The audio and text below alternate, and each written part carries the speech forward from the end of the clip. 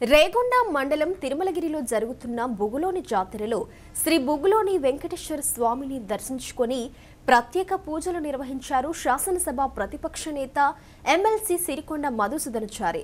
ఈ సందర్భంగా వారు మాట్లాడుతూ ప్రాచీన చరిత్ర కలిగిన బుగులోని జాతర చాలా ప్రసిద్ధి చెందిందని, తిరుమల తిరుపతికి రేగొండలోని తిరుమలగిరి వెంకటేశ్వర స్వామికి రెండింటికి మధ్య సారూప్యత ఉందని అన్నారు।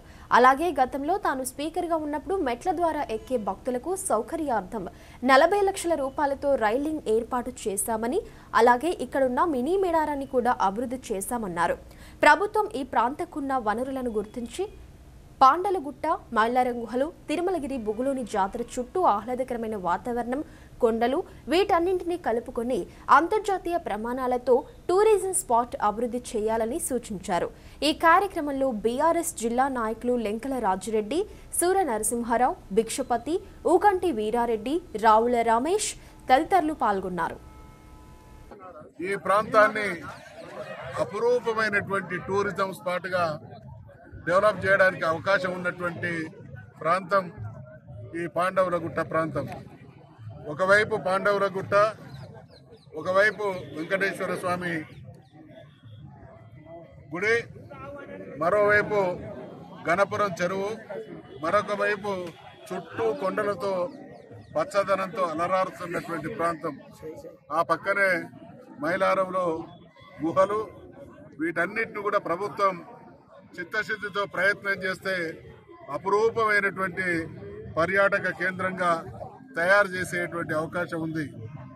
చాలా దేశాలు ఆర్టిఫిషియల్ గా అనేక అభివృద్ధి లేదా అనేక టూరిజం స్పాట్స్ గా తయారు చేసుకుంటున్నటువంటి తరుణంలో ప్రకృతి ప్రసాదించినటువంటి ఇటువంటి అపురూపమైనటువంటి వనరులని, సంపదల్ని సద్వినియోగం చేసుకొని టూరిజం స్పాట్ గా జాతీయ అంతర్జాతీయ స్థాయిలో అభివృద్ధి చేయడానికి అనువైనటువంటి ప్రాంతం కాబట్టి, ప్రదేశం కాబట్టి దీన్ని తప్పకుండా టూరిజం స్పాట్ గా అభివృద్ధి చేయాలని ప్రభుత్వాన్ని విజ్ఞప్తి చేస్తా ఉన్నాం।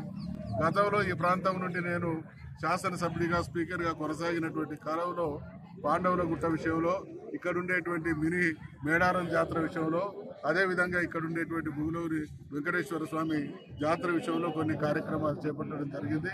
మిగతాయి కూడా కొనసాగించాల్సినటువంటి అవసరం ఉంది। నేను గతంలో చాలా తరతరాలుగా ఈ దేవాలయాన్ని సందర్శించేటువంటి భక్తులు వయోభారం వల్ల పైకి పోలేనటువంటి పరిస్థితి ఉంటే రైలింగ్ 30-40 లక్షల రూపాయలు మంజూరు చేయించి రైలింగ్ చేయడం జరిగింది।